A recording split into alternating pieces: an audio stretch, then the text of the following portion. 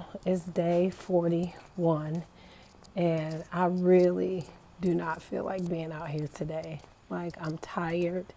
I just got off work about an hour ago, way later than I normally do, and I have a headache today. I'm just tired.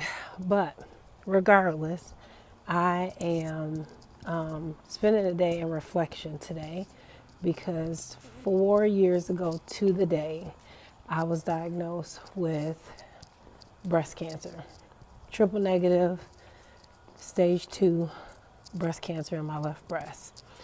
And in reflecting upon that, I realized, and people have said it to me, like, you are different, because I feel like once you are diagnosed with something that could possibly change your life and take your life, you have a different outlook on life than some people.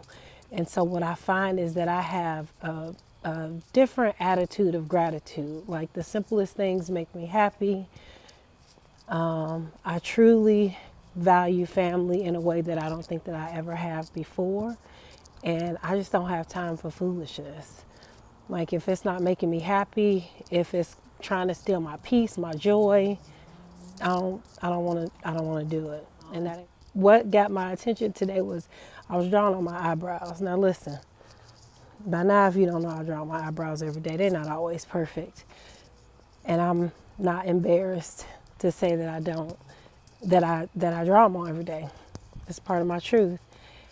I reflected on the day when I washed my face and my eyebrows literally came off with the towel.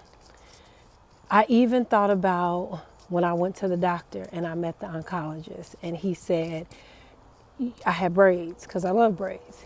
He was like, you might want to take your braids out your hair. He's like, because that tension is going to pull your hair a lot faster.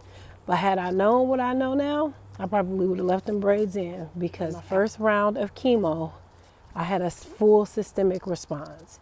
He said I wasn't going to lose my hair until, the second round. He, all these signs and symptoms that he told me to look for, I wasn't supposed to have them until the second round of chemo. Well, I had them the first, and itching all over, hair just falling off out of places. I even caught myself trying to go to the beauty shop to get my hair silk pressed. One more good time, I wanted to get it silk pressed. Well, that didn't work out. Went to the beauty shop. Girl did my hair. She didn't do it. She just started washing it, and it literally started falling out in the bowl.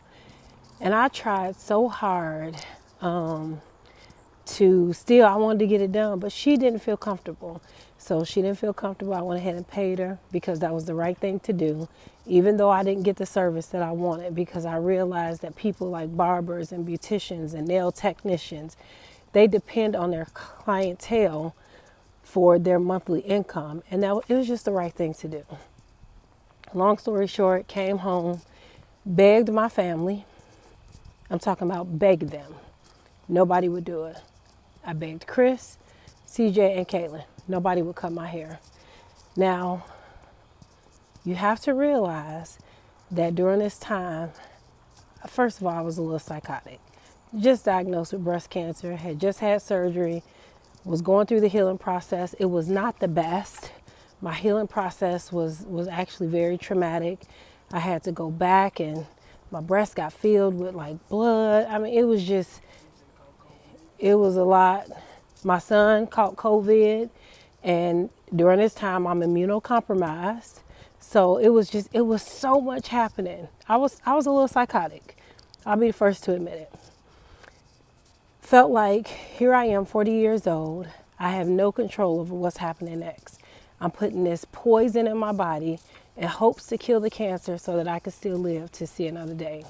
Because I know people, not just people in my family, people I've treated, people I was their nurse, that come in the hospital one way and they leave out in a body bag. Like, young people, old people, cancer is the one thing that does not discriminate. Sex, age, religion, color, it doesn't matter. Cancer loves us all.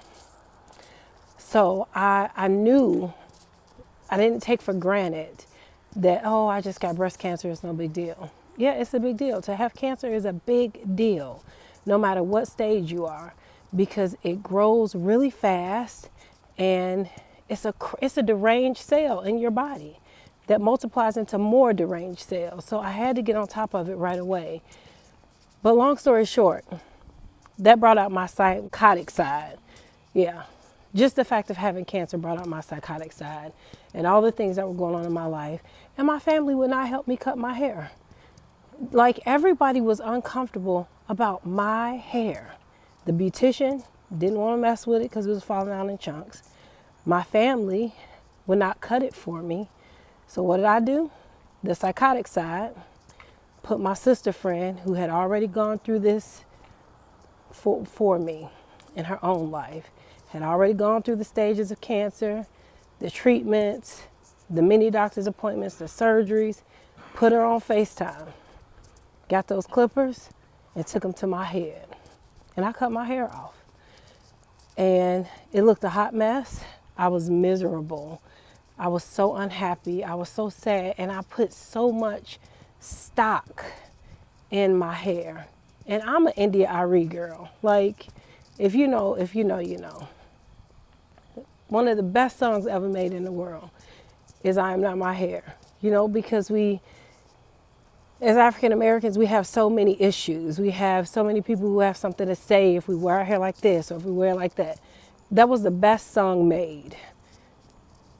But here I am, crying, angry, upset, disappointed because I don't like the way I look. First of all, I'm overweight. Second of all, I have patches of bald spots in my head. And I have no control over what's about to happen next in my life. I know I'm going through chemo. I know after chemo I had to go through radiation. Like, I just all like my world was ripped from under me at 40 years old.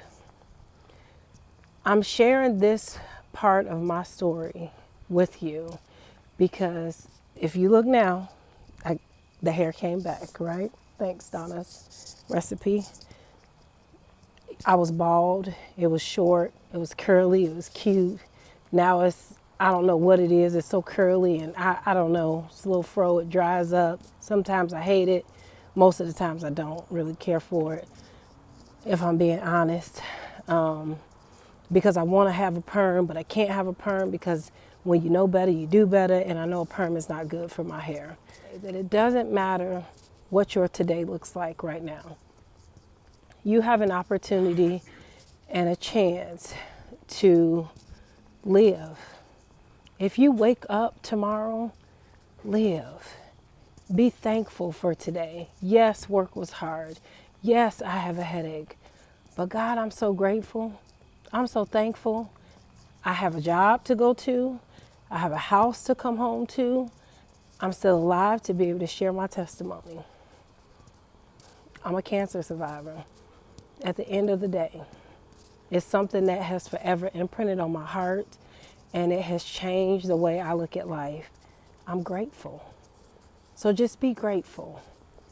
Listen, I believe in you. I just need you to believe in yourself too. Take care.